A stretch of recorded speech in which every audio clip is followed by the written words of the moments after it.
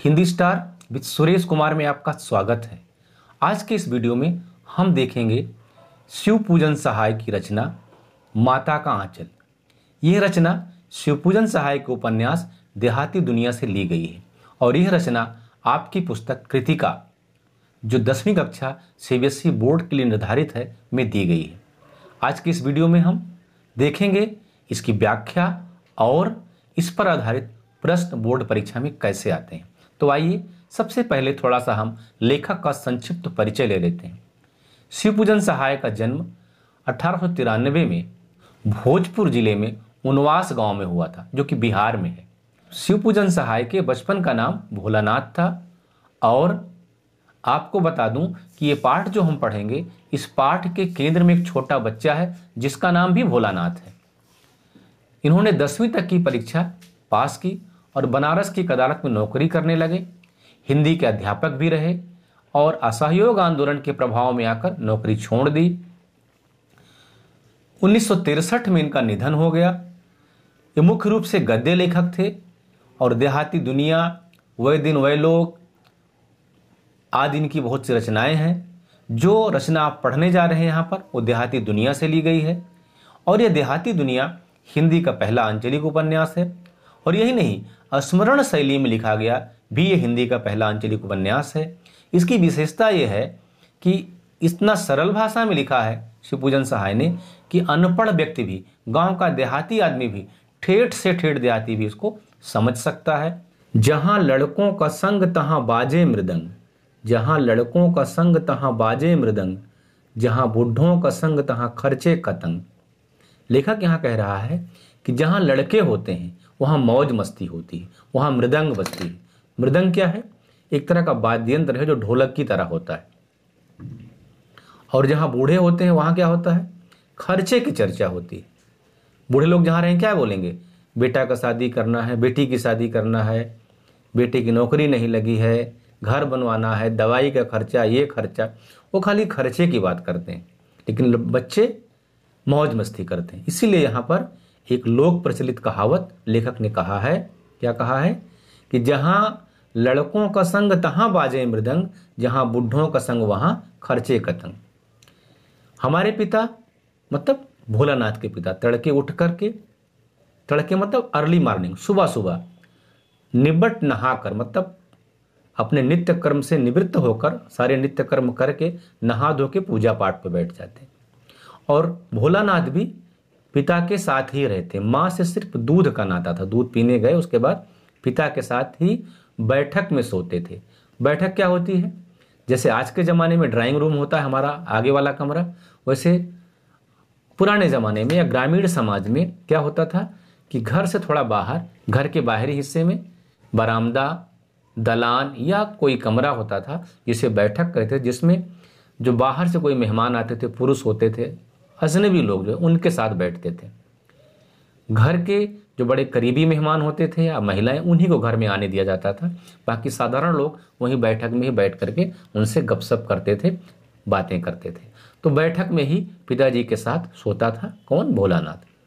फिर सुबह सुबह बाबूजी उठते तो अपने साथ नहा धो करके उसको भी पूजा पर बिठा देते और पूजा पर बिठाने के बाद जब पूजा में बिठाते तो भोलानाथ क्या करते? जिद करते।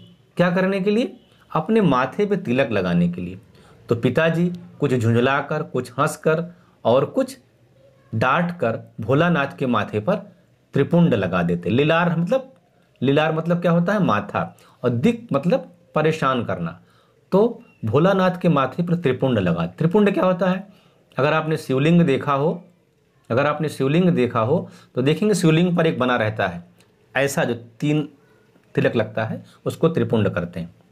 तो त्रिपुंड लगने के बाद भोलानाथ पूरा बम भोला लगते। क्यों? क्योंकि उनके सर में बड़े बड़े बाल थे, लंबी जटाएं रखे थे, त्रिपुंड लगा लिए तो खासा बम भोला लग रहे हैं। हालांकि भोलानाथ का बचपन का नाम तारकेश्वर नाथ था और लेकिन उनके बाबूजी उनको प्यार से भोलानाथ कह के बुलाते थे और भोलानाथ अपने बाबूजी को बाबूजी और माँ को मैया कह के बुलाते थे। जब ये सब हो जाता तो भोलानाथ के बाबूजी, अब मैं यहाँ पर स्पष्ट कर दूं कि शायद भोलानाथ स्वयं लेखक हो, क्योंकि मैंने आपको बताया है परिचय में कि लेखक का भी बचपन का नाम भोलानाथ ही था। और ये संस्मरण शैली में उपन्यास लिखा गया है। संस्मरण शैली में लिखे गए उपन्यास देहाती दुनिया का अंश है, तो ये ज़्यादा संभावना है कि ये लेखक अपने बारे में ही बता रहा है। जब वो नहा धो करके पूजा पाठ करने के बैठते, रामायण पाठ करते, तो भोलानाथ भी बगल में बैठते। बाबूजी रामायण पाठ कर रहे हैं और भोलानाथ आईना में अपना चेहरा देख रहे हैं। अब बाबूजी जब धीरे से देखें कि भोलानाथ क्या कर रहे हैं, तो भोलानाथ लजा के आईना चुप पे रख देते। बाबूजी भी मुस्करा देते। फिर बाबूजी क्या करते, एक रामायण की पुस्तिका के साथ एक कॉपी होती है, शादी रखते हैं गांव में, ग्रामीण समाज में। अब तो शायद ग्रामीण समाज में ही बंद होता जा रहा है, लेकिन हमारे ग्रामीण समाज में प्रचलन है कि रामायण या रामचरितमानस लिखा रहेगा, लाल कपड़े में बंधा ऊंचाई पर, उसमें एक कॉपी रहेगी। और रामायण पाठ करने के बाद, 4 से 10 पंक्तियां पढ़ने के बाद, सुंदरकांड पढ़ने के बाद, या और कुछ भी जो पसंदीदा है, राम राम उस बही में लिखते हैं 1000 बार, 500 बार, अपने समय के अनुसार। तो लेखक के पिता मतलब भोलानाथ के पिता भी रामचरितमानस का पाठ करने के बाद उस राम नामी बही पर राम राम 1000 बार लिखे। अब बड़े यहाँ पर गौर करने की बात है, आज की हमारी दिनचर्या कैसी। आज हम सुबह सुबह उठते हैं तो पहले पेपर पढ़ते हैं, और जो पूरा नकारात्मक समाचारों से भरा रहता है। टीवी का रिमोट लेकर बैठते हैं जो नकारात्मक समाचारों से भरा रहता है। जैसे खोलते हैं पता चला कि यहाँ बम फटा, 3 मरे 13 घायल, वहाँ पर आतंकी हमला हुआ, 73 लोगों की जान गई, बस खाई में पलटी, 5 मरे 75 घायल। इस तरह के समाचारों से, या और भी नकारात्मक समाचार। तो इससे बेहतर था कि उस जमाने में लोग कोई धार्मिक किताब पढ़ते थे। कोई रामचरितमानस पढ़ रहा है, कोई गीता पढ़ रहा है, कोई कुरान पढ़ता होगा, कोई और बाइबल पढ़ता होगा, तो ये बेहतर है। और आज भी हम लोग क्या करते हैं, अगर आपको भी ऐसा ही करना चाहिए, इस पाठ को पढ़ने का आशय क्या हुआ, मीनिंग क्या हुआ। आप सोच रहे होंगे हमको क्या ज़रूरत है माता कांचल पढ़ने की, भोलानाथ कैसे रहे हो कैसे नहीं, हमसे क्या मतलब है। कहीं इसलिए तो आप नहीं पढ़ रहे हैं कि हमारे एग्जाम में आएगा, बोर्ड एग्जाम में आएगा, वो तो आएगा निश्चित रूप से, लेकिन इस पाठ को आपको पढ़ने का मकसद ये है कि आप समझ सकें कि हमारी जीवन शैली कैसी थी, प्राचीन समाज हमारा कैसा था और कितना खुशहाल, कितना संपन्न था। आज भी हम परेशान क्यों हैं कि जो कि नकारात्मक चीज़ें हमारे जीवन में उभरती जा रही हैं। देखिए, जो चीज़ हमारे मस्तिष्क में एक बार घुस गई उसका रिफ्लेक्शन हमारे जीवन में निश्चित रूप से होगा। इसलिए जो चीज़ आप चाहते हैं कि आपके जीवन में हो, वही चीज़ अपने मस्तिष्क में घुसने दीजिए। जिसे नहीं चाहते हैं कि ना हो, उसको कतई अपने मस्तिष्क में मत घुसने दीजिए। कहा जाता है थॉट्स बिकम थिंग्स, विचार ही वस्तु बन जाता है। तो जो चीज़ आप अपने जीवन में चाहते हैं उन्हीं चीज़ों को अपने दिमाग में घुसने दीजिए, उन्हीं चीज़ों को अपने दिमाग में एंट्री दीजिए। बाकी चीज़ों के लिए नो एंट्री का बोर्ड लगा दीजिए। आप देखेंगे आपका जीवन बहुत खुशहाल रहेगा। जो आप सोचते हैं वो हो जाता है, जो आपके दिमाग में घुसता है हो जाता है। इसलिए आप जो चाहते हैं जीवन में वही चीज़ें जीवन में दिमाग में घुसने दीजिए, बाकी चीज़ें नहीं। लेकिन हम अनजाने में बहुत सारी नकारात्मक चीज़ें अपने मस्तिष्क में भर लेते हैं। देखिए, सोच के देखिए कि हमारा प्राचीन समाज, हमारा ग्रामीण समाज, जिसको हम असभ्य पिछड़ा हुआ समाज कहते हैं, कितना सही था, सही रास्ते पर चलता था। आज भी हम क्या करते हैं, जो कुछ ज़्यादा समझदार लोग हैं वो किसी मोटिवेशनल स्पीकर के पास जाते हैं, कहीं काउंसलिंग कराने जाते हैं, या कोई मोटिवेशनल बुक पढ़ते हैं। अच्छी बात वो भी पढ़ना चाहिए, लेकिन आप देखिए हमारा ग्रामीण समाज जो अनपढ़ भी था, जो पढ़ा लिखा नहीं था, वो भी जो है इस रामचरितमानस को अगर एक आदमी पढ़ रहा है, 4 आदमी घेर के बैठे रहते थे, उनको समझाता था। तो कुछ तो पॉजिटिव एनर्जी से भरपूर हो ही रहे हैं, सकारात्मक ऊर्जा उनके अंदर जा ही रही, दूसरों में भी सकारात्मक ऊर्जा डाल रहे हैं। आज हम क्या करते हैं, खुद भी नकारात्मक ऊर्जा से भरते, दूसरों भी नकारात्मक ऊर्जा भरते हैं। किसकी चर्चा करके? डर्टी पॉलिटिक्स की, गंदी राजनीति की, गंदे राजनेताओं की। तो इसका ये शिक्षा है। आप ऐसे मत सोचिए कि हिंदी हम ऐसे पढ़ रहे हैं बस हो गया। आपको आगे ये भी पढ़ने को मिलेगा कि आपका बचपना कितना मरता जा रहा है, आपका बचपन आपसे किसने छीन लिया है। आपको समझ में नहीं, आपको ताज्जुब होगा कि हमारा बचपन ऐसा हमसे छीन लिया है इस आधुनिक युग ने, इस मशीनी युग ने, इस टीवी ने, इस मोबाइल ने, इस इंटरनेट ने, इस व्यावसायिकता के दबाव ने, पैसे की भागम भाग ने, कि आपको ही पता नहीं है। एक लाइन है किसी कवि की कि किसने छीन ली बच्चों के हाथ से मिट्टी, ये किसने छीन ली बच्चों के हाथ से मिट्टी, जो कल खिलौने बनाते थे आज बम बनाने लगे, जो कल खिलौने बनाते थे आज बम बनाने लगे।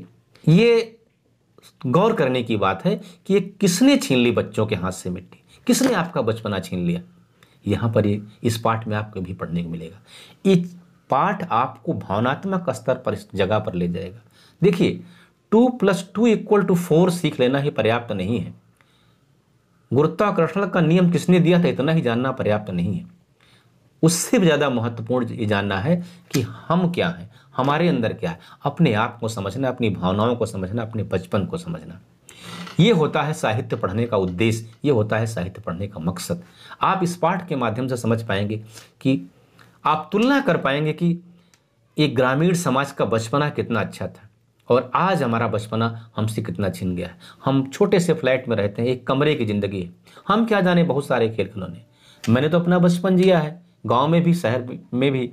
मेरा सौभाग्य है कि मैंने ग्रामीण जीवन को भी देखा है, शहरी जीवन को भी देखा है, और जो सारा इस पाठ में दिया है, खेल खिलौने बनाना, तमाशे करना, वो सब मैंने किया है।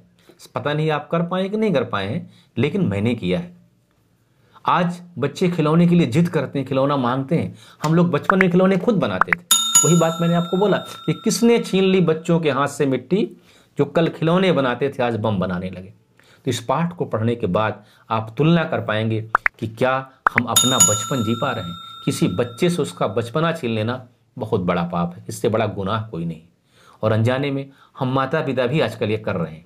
इस पाठ को पढ़ने का उद्देश्य एक ये भी है। वीडियो अच्छा लगा हो तो लाइक, कमेंट, शेयर और सब्सक्राइब करना मत भूलिएगा। तब तक के लिए जय हिंद, वंदे मातरम।